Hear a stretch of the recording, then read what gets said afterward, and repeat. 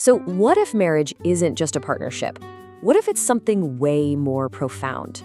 Today, we're going to dive into a piece of timeless wisdom that kind of reframes the whole idea of finding a life partner, suggesting it's a sign of something much, much bigger. And this right here, this single verse is our focus. It's a statement that has resonated for centuries, and we're going to unpack what it really means. What is this good thing? And maybe more importantly, what exactly is this favor from the Lord? Okay, so what does divine favor actually mean here? It's this idea that marriage, from this perspective, isn't just a social contract or some legal thing. No, it's seen as a divine blessing, a real, tangible gift, and direct evidence that God's at work in your life. That's a pretty fundamental shift in how you look at it. But I get it, this idea of favor can feel a little abstract, right?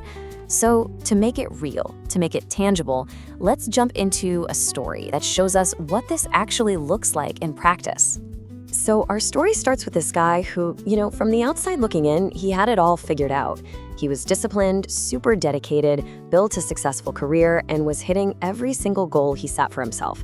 On paper, he was doing everything right. But here's the thing. Even with all the accomplishments, the awards, the professional success, there was this nagging feeling that something essential was missing. The picture of his life, while it looked great, just didn't feel whole. And this is the turning point. Into this successful but incomplete life comes this person, and the one thing that defines her is her deep faith. This meeting wasn't just a casual thing, it was about to change everything. So, how did she change his life? Well, it wasn't just about simple companionship. Their partnership was active, it was spiritual.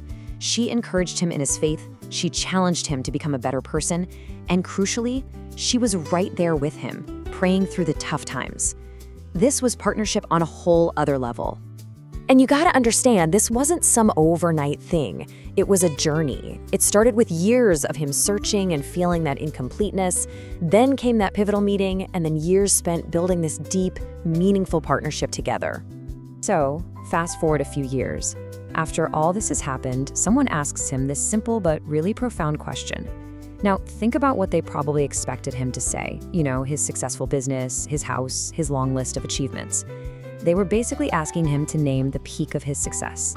But his answer? It was immediate. It was simple, and it was totally unexpected. Not his career, not his money, just two words: my wife.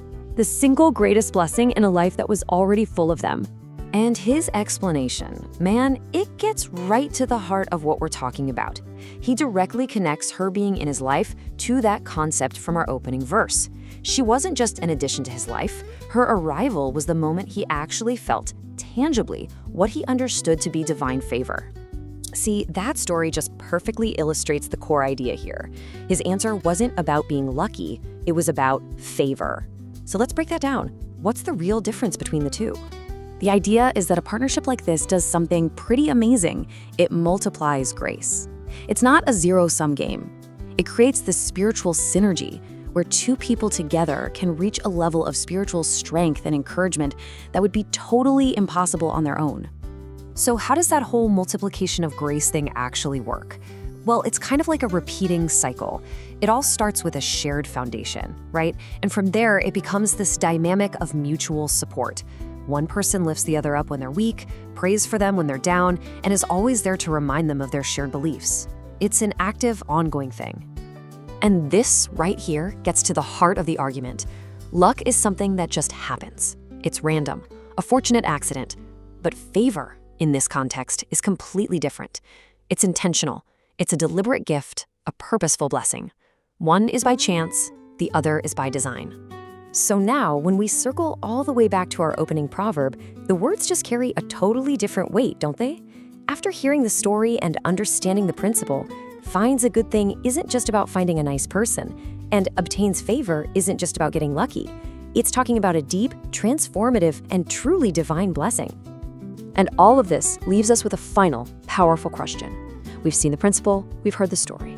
So the final thought is a personal one. Based on this perspective, how do we recognize and actively cultivate this kind of profound connection in our own lives, in our own relationships? That's definitely something to think about.